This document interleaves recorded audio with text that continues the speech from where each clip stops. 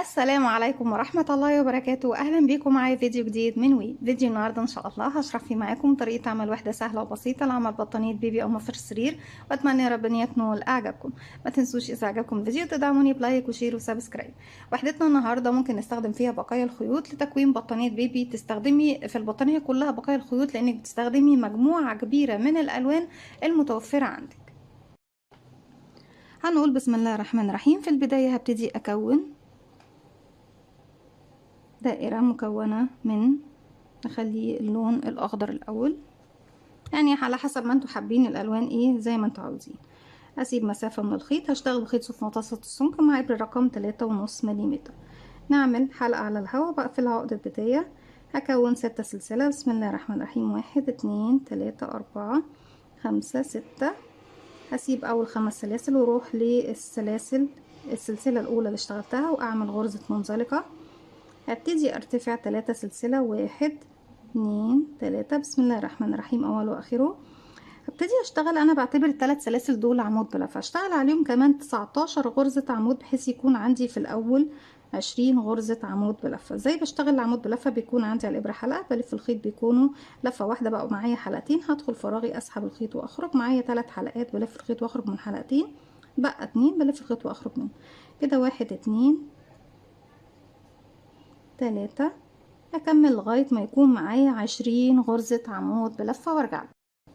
رجعت لكم تاني وكده بقى معايا 20 عمود بلفة. بسم الله. 1 2 3 4 5 6 7 8 9 10 11 12 13 14 15 16 17 18 19 20.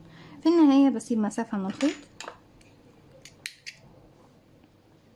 هبتدي اقص، اسحب الحلقة دي بالشكل ده. خيط البداية خلاص انا كده اشتغلت عليه كفاية، اقصه. وفي إبرة التنظيف نبتدي نقفل السطر بطريقة نظيفة، وفي نفس الوقت ننظف الخيوط واحنا شغالين بحيث ان المفرش يكون سهل علينا وسريع. المفرش من اسهل وابسط الوحدات في شغله وطريقة تشبيكه، وكمان زي ما قلنا في البداية ان احنا بنستغل فيه بقايا الخيوط، يعني حاجة مفيدة بالنسبة لنا عشان الخامات ما نهدرهاش. انا عندي هنا 1 2 3 سلسلة. اول عمود انا مش هشتغل فيها، اروح لتاني عمود، يعني اسيب التلاتة سلسلة كلهم واروح تاني عمود وابتدي من تحت حرف الفي، ادخل بالابرة بالشكل ده. هجيب الخيط تاني للناحية بتاعتي، وبعد كده عندي هنا الغرزة الاخيرة اللي اشتغلتها، عندي الحلقة الخلفية فيها والحلقة اللي وراها، هدخل فيهم بالشكل ده اهو، وبقفل حرف الفي للغرزة زي ما احنا شايفين كده. انا مش باين عندي بداية السطر من نهايته، خلاص شكل نظيف والحرف بتاعي كله كامل مكتمل. ابتدي بقى انضف الخيط، اروح رايح جاي مرتين او 3 بحيث ان انا اتأكد ان الخيط عندي مش هيفك تاني. وبعد كده ببتدي اقص الخيط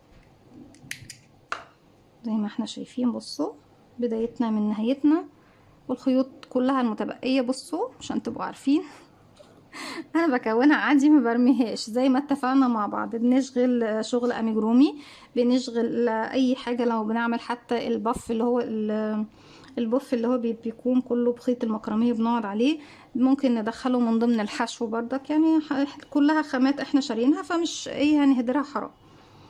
ابتدي اجيب الخيط، بسيب منه مسافة تسمح لنا بتنظيف الخيط بعد كده، والف الخيط حلقة على الهواء واقفل عقدة البداية واخلي الحلقة معايا على الابرة. ابتدي السطر اللي جاي هشتغل ببتدي من اي مكان انا حابة بقى، لان احنا زي ما احنا شايفين احنا قفلنا بطريقة نظيفة بشكل ممتاز. هبتدي اشتغل اي غرزة منهم، اشتغل على اول غرزة منهم 2 غرزة نصف عمود، بلف الخيط على الابرة ده معايا حلقة ولفيت الخيط. هبتدي ادخل من تحت اي فراغ عندي لحرف الفي، الف الخيط واسحب واخرج، معايا 3 حلقات هلف الخيط واخرج منهم. كده انا اشتغلت النصف عمود على طول مباشرة على الطاير بدون ارتفاع، بدون سلاسل ارتفاع. كمان مرة في نفس الفراغ نصف عمود هاف دبل كروشيه، يبقى 2 هاف دبل كروشيه سيم في نفس المكان. ابتدي 3 اماكن الجايين هشتغل عليهم عمود بلفة واحدة فوق كل فراغ عمود. 1 2 3. الفراغ اللي جاي هبتدي اشتغل عليه 2 عمود بلفتين، 1 2 لفة، هدخل فراغي اسحب الخيط واخرج الف الخيط واخرج من حلقتين، ارجع الف الخيط واخرج من حلقتين، ارجع الف الخيط واخرج من حلقتين، كمان مرة في نفس الفراغ عمود بلفتين،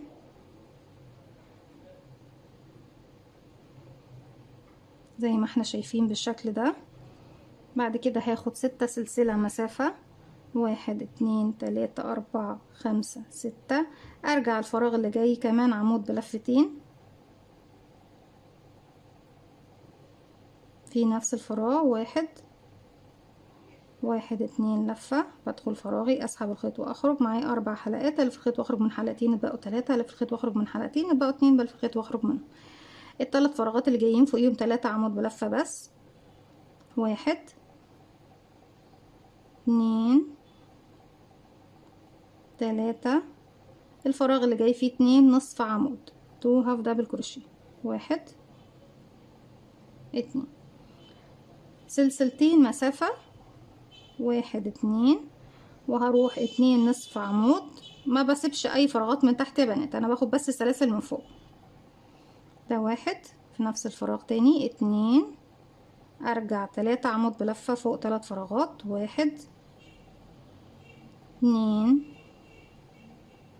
3، 2 عمود بلفتين، 1 2 6 سلسلة، 1 2 3 4 5 6، ارجع 2 عمود بلفتين،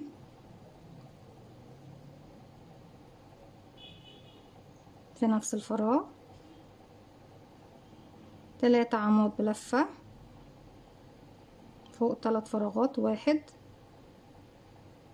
2 3، واخر فراغ بيكون فيه عندي 2 نصف عمود، 1 2 سلسلتين، 1 2، وهبتدي اقص الخيط وننضف.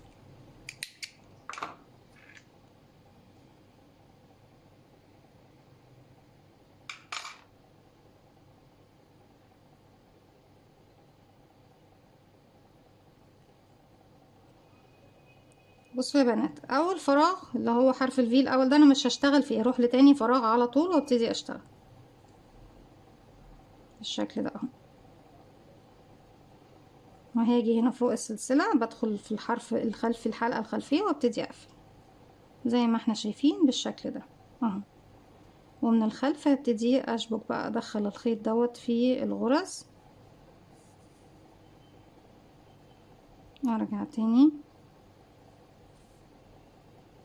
وارجع تالت، هي 3 مرات رايح جاي كده وخلاص، بيكون الخيط ايه ثبت معايا. الخيط التاني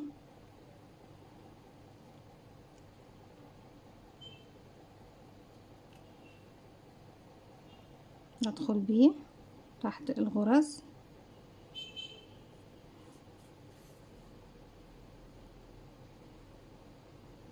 وارجع وارجع، بس كده خلاص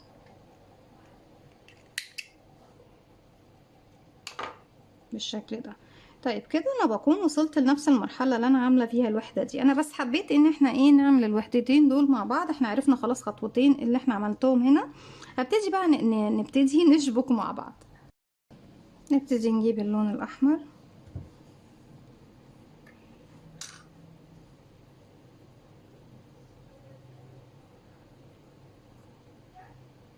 نقفل عقدة بداية، نجيب اي واحدة من الوحدات، الف الخيط السطر الاخير كله بغرزة النصف عمود، هاجي من فوق اي غرزة نصف عمود وابتدي اشتغل كده، اول غرزة نصف عمود كده، 1 2 3 4 5 6 7، دول السبع غرز اللي احنا اشتغلناهم تحت ايه زي ما احنا شفناهم. هاجي هنا عند السلاسل بشتغل 3 نصف عمود كده، 1 2 3، وهشتغل 3 سلسلة. ده لو انا بعمل الوحدة الاولى 1 2 3 وارجع اشتغل 3 نصف عمود. اما لو انا ببتدي بقى اشبك هعمل ايه يا بنات؟ هشتغل بس سلسلة واحدة من التلاتة وابتدي ايه. انا المفروض ان انا ايه المكان اللي هشبك فيه هو وليكن ايه ده. تمام. نيجي هنا عند الزاوية دي، هاجي هنا من عند الثلاث سلاسل اللي تحت دول، اخدت السلسلة هنزل من تحت الثلاث سلاسل هنا، اسحب الخيط واخرج معايا على الابرة حلقتين، الف الخيط واخرج منهم. ماشي يا بنات. هاخد سلسلة كمان اللي هي رقم 3 وارجع اشتغل 3 نصف عمود في الجهة المقابلة. الوحدة التانية 1 2 3. ارجع بقى ال7 نصف عمود دول ال7 غرز اللي تحت دول اشتغل عليهم 7 نصف عمود كده. 1 2 3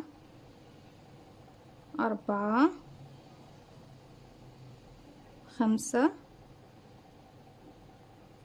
6 7. هيقابلني السلسلتين هنا يا بنات اهي، بشتغل فيهم نصف عمود، سلسلتين نصف عمود.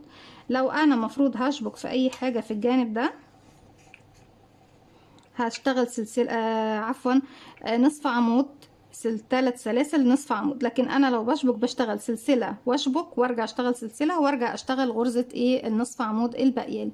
انا ما عنديش حاجة اشبك فيها هنا تاني، فما هو هشتغل على طول المفروض اروح اشتغل النصف عمود بتاعتي الاولى كده. 1 1 2 3 وارجع كمان 1 على 7 غرز هشتغل 7 نصف عمود وارجع هنا في الزاوية بشتغل 3 نصف عمود، 3 سلسلة 3 نصف عمود وارجع 7 نصف عمود لغاية ما بوصل للمكان ده. هكمل وارجع لكم كده في نهاية السطر. بعد ما اشتغلت 7 نصف عمود هاجي هنا عند الزاوية بشتغل نصف عمود 1 2 3 وزي ما اتفقنا مع بعض لو بنشبك بشتغل سلسلة واشبك وبعد كده اشتغل سلسلة واجي اشتغل ايه غرزة النصف عمود الباقي بالشكل ده. خلاص وبقفل بنفس الطريقة اللي احنا شفناها مع بعض وبنبتدي الوحدة الجديدة. الوحدة الجديدة بقى هتكون مشتركة مع الوحدات التانية في اكتر من زاوية، يعني هتتشبك من المكان ده مع الزاوية دي وهنتشبك في الزاوية دي مع هنا وهنا مع هنا ودي مع دي. طيب علشان بس ايه ما نشبكش في مكان الزوايا هعمل عقدة بداية والف الخيط على الابرة.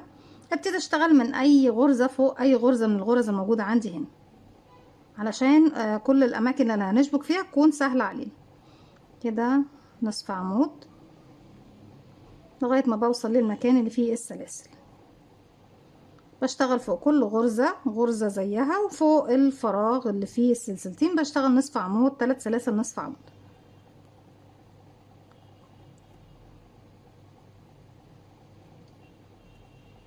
طيب انا لما باجي اشتغل عادي بشتغل نصف عمود فوق السلسلتين هنا يا بنات و3 سلسلة. ده لو اول وحدة هشتغل 3 سلسلة كاملين وارجع اشتغل النصف عمود. اما لما بكون بشبك بشتغل سلسلة واحدة بس من التلاتة.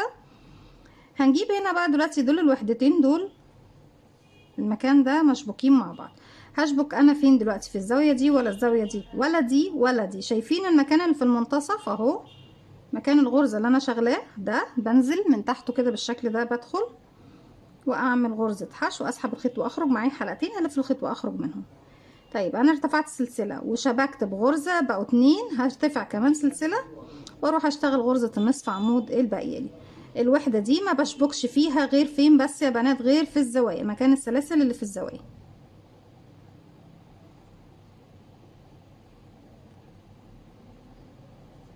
ارجع اكمل بقى نصف عمود على كل غرزة بتقابلني.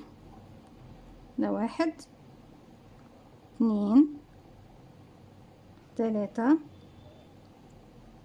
4 5 6 7. نقدر كمان بنفس الوحدة نكون مفرش للسفرة، تكوني شال مستطيل، تكوني شال مثلث زي ما انت حابة.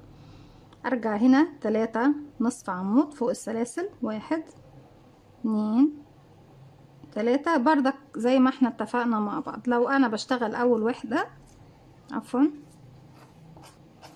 هشتغل الثلاث سلاسل كاملين. طيب لو ما بشتغلش الوحدة الاولى وبشتغل وحدة بشبك فيها هشتغل سلسلة واحدة بس من الثلاثة وابتدي اشبك في منتصف المكان ده اهو شايفينه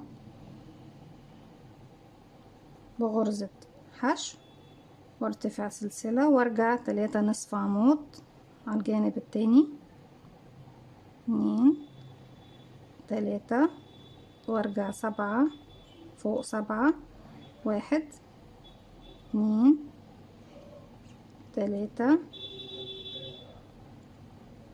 4 5 6 7، غرزة نصف عمود فوق السلسلتين وارتفاع سلسلة. هنيجي هنا دلوقتي نلاقي نفسنا فين يا بنات اهو، الاتجاه معايا ماشي فوق ال3 سلاسل دول، بسحب الخيط من تحتهم واعمل غرزة حشو، اخد سلسلة واروح اشغل غرزة النصف عمود الباقية بالشكل ده اهو، واكمل بقى على 7 غرز، 7 غرزة نصف عمود، 1 كده، 1 2 3 4 5 6 تمام، دي 2 3 4 5 6 7. المكان ده هنشبك فيه يا بنات، هشتغل 3 نصف عمود، 1 2 3 وهشبك سلسلة. هجيب بقى الوحدة اللي هشبك فيها في الجنب هنا من تحت، بنزل واشبك بحشو واعمل سلسلة وارجع اكمل 3 نصف عمود، 1 2 3، ارجع اكمل الغرز الباقية لي، 1 2 3. وفي اول غرزة اشتغلتها اما ان انا بنضف بالخيط والابرة او بدخل تحت حرف الفي الاول غرزة وبقفل بغرزة منزلقة زي ما احنا شايفين بالشكل ده، او عفوا لا، هندخل بردك بالمنزلقة تحت ايه تاني غرزة بالشكل ده اهو، والف الخيط واخرج واسيب مسافة للتنظيف بالشكل ده، وبتكون دي شكل الوحدات معي. طيب في اخر المفرش كله خالص طبعا انا هكمل البطانية كاملة، ولما اخلص البطانية هرجع لكم في فيديو تاني خاص بالجزء الاخير، وهو ايه هو طبعا ان احنا لما بنيجي نشتغل الاطار الاخير بشتغله بشكل الزجزاج، انا بشتغل على الغرز بالشكل ده رايح جاي رايح جاي رايح جاي، بتديني في النهاية شكل الزجزاج. هكمل بطانيتي كلها، لكن فكرتنا النهاردة كده اكتملت، مش باقي غير الاطار الاخير، ان شاء الله هشرحه لكم في فيديو تاني. اتمنى ان فكرة الفيديو النهاردة تكون سهلة وبسيطة وتنول اعجابكم. ما تنسوش اذا عجبكم الفيديو تدعموني بلايك وشير وسبسكرايب، واستنوني في فيديو جديد من وي، وما تنسوش كمان تفعلوا زرار الجرس ليوصلكم مني كل جديد. السلام عليكم ورحمة الله وبركاته.